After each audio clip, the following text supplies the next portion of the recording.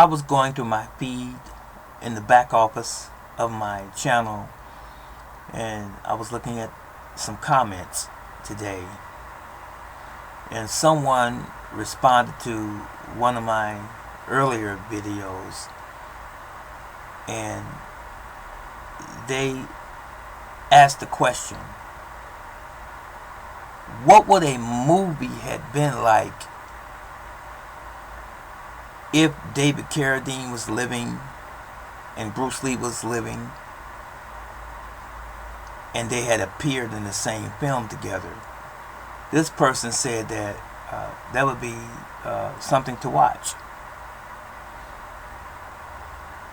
If that were the case, hypothetically speaking, if David Carradine and Bruce Lee were alive at the same time, back in the day, when they both were actually living, what would a film featuring both of them have been like? Martial arts, of course, is the genre. I try to be as nice as I possibly can, but I can't help but be brutally honest.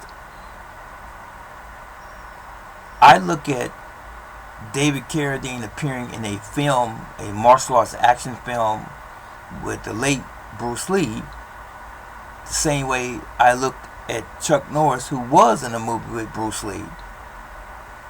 And Chuck Norris did not look great on screen at all as a martial arts fighter. He looked about average. I'm just being honest. I believe David Carradine more than likely would have been less than average. And I would have given it to Chuck Norris in terms of comparability, if you will, with Bruce Lee. So David Carradine in the television series back in the 70s, Kung Fu, that he appeared in, that was actually intended for Bruce Lee to play that role. And Bruce Lee did not take too well to them taking a Caucasian man and trying to make him look Asian, who did not have the appropriate martial arts skill set. And Bruce Lee did. So let's leave it at that. So Bruce Lee did measure up to that role, but actually David Carradine did not. And he had to have actual martial arts practitioners teach him a lot of the moves and help him with the choreography of the fight scenes, and a lot of them were cutaways. So that goes to show you that he was not actually skilled on the level that they was trying to put him on as a kung fu master in that film series. I know he had studied some form of martial arts, Tai Chi. I did know he studied that, but he was not convincing on screen. As an adult, when I look back at it now, and as an adult great grandmaster, I most definitely know that he did not fit the bill. But when you are a child watching something like that back in the 70s, which I was, anything is believable when you're a child.